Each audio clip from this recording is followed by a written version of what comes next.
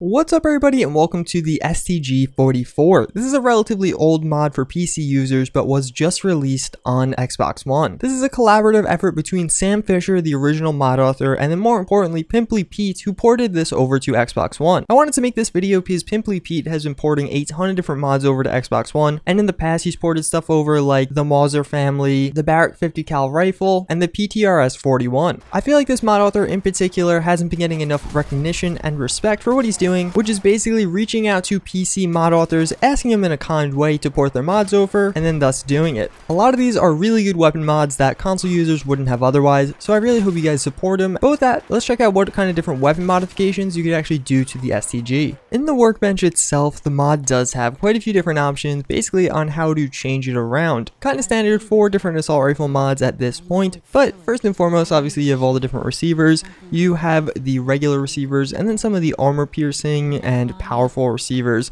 which are quite nice. Also, some of these are semi-automatic, so like the calibrated powerful receiver won't be fully automatic, and the advanced receiver won't be fully automatic, but it does do quite a noticeable amount of more damage. If you actually look at the ammo, you can see here this does support new calibers, so we do have a 7.92 by 33mm Kurtz round.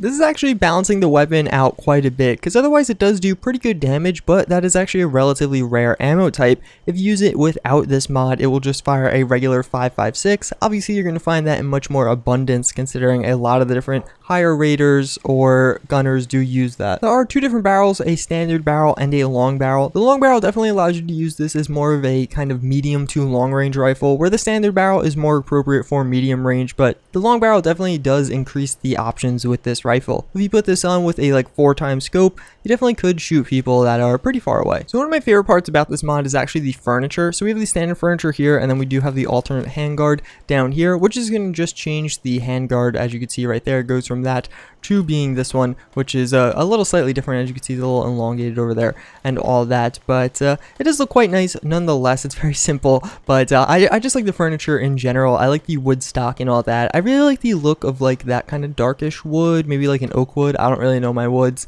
matched with kind of a black or darker metal. I just think that looks really nice. I think the defense gun does as well as the STG 44. We then do have three different magazines: the drum magazine, the quick eject magazine, and the standard magazine. I'm actually going to show you guys this because this one's a little bit more notable. We do have grab the damn mag support, which technically a lot of guns have that, considering it is basically, you know, just an animation replacer. So anything that uses the SMG animations will have support for this, but this gun in particular was used actually in the grab the damn mag kind of video and all that. So as far as the different sights go, it definitely supports what the weapon is, not giving you as many options as some people may like. So you don't have like a long scope or anything like that, just some of the different medium scopes, but it also does support the see-through sights framework. So you do have the combat scope and the 2.5 times combat scope, which I did just show you. Basically it's so you don't enter a black screen when you zoom down. Although I don't really like the scopes. I'll show you this a little bit closer right now. When you actually zoom in, I feel like it takes up way too much of the screen. I feel like I've had this complaint before.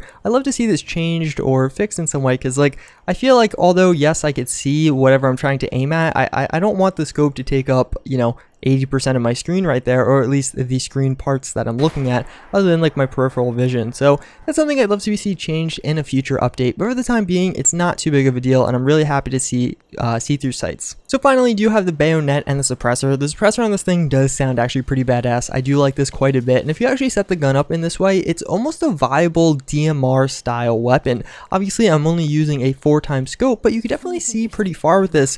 And just for an example, like if I wanted to shoot someone like way down there, like that guy, I actually wouldn't get detected using this with my current setup. Obviously you want to make it semi-automatic if you want to do something like this, but it definitely is viable. I've used it like this in the past, and it's nice to have those kind of options. So to wrap up the video, I did place a bunch of raiders down over yonder. As you can see, they are right over there. It's a little hard to tell because it is a little bit foggy, but the 4x scope definitely doing its job fairly well. We do have a nice little kind of sun shower going on, but yeah, let's basically start taking these guys down, and we'll start taking some shots. As soon as I shoot one of them, they'll probably all get aggroed, and I think I missed, But yeah, as you can see right now, if you're only taking down a few enemies, I'm using the 144 damage shot. And as I don't know if I was talking about this earlier, but this mod does support this SFX mod, so I did download that, and basically it sounds absolutely awesome. So you could hear kind of a lot of like reverb and for lack of a better word, kind of just echoey sound effects going on, and that is from that mod,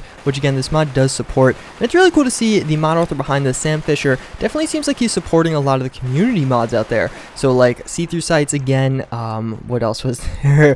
New calibers, and of course this SFX mod, which I'm forgetting the name of totally. I don't know where that guy's going, but yeah, so I do have another version of the STG with just a drum magazine right there. We do have Preston helping me out.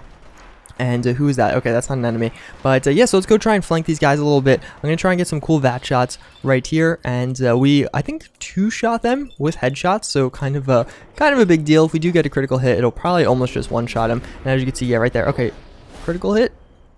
There you go. So a nice little critical hit right there to finish that guy off. And then we could just finish this one off manually.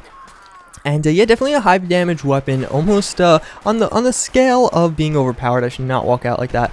And it could be overpowered if you have a ton of ammo. When you use it in the fully automatic form, it's a little bit more tame, but when you use it in that semi-automatic form, 144 damage per shot is definitely nothing to joke around about. That's going to be rivaling some of the more powerful weapons in the game, but I guess it's kind of on par with an assault rifle if you do have it kitted out and you do have all the right perks. So as you can see right here, we can, again, oh, it isn't a two-shot, so maybe it's like really close to a two-shot. Now we're not going to hit. Oh, there you go. But I thought it was a two-shot. I guess not. But yeah, because that was a double headshot, and we didn't quite finish her off. But yeah, so we'll pop some of these guys a few more times now, and that's going to be pretty much it for this video, though, guys. Hopefully you did enjoy. If you never checked out this mod, I highly recommend you doing that, because it is a really cool mod. It's quite a bit of fun.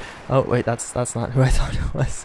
And it's quite a bit of fun to just mess around with this, and it's a really good mod to add into your game. That's a good way to go get it. You basically find it in the Sanctuary Cellar. It's been fairly regularly updated over the past few weeks, adding in just some various things and some bug fixes, and of course supporting all those different mods. And of course I want you guys to support PimplyPete. I just really feel like that the people like that are getting overlooked in this setting, and a lot of Xbox users are, I don't want to say taking it for granted, because I don't think Xbox users have some, they don't have to like go up to mod authors and be like, oh, start kissing their feet or swarming them with donations or anything like that, but just recognize this guy's going out of his way to make your lives a little bit easier, which I think is really cool, and I just think we should be happy that he's doing that. So again, that's going to end it for this video, though, guys. I do hope you enjoyed. As always, I thank you for watching, and I hope to see you all next time. Later.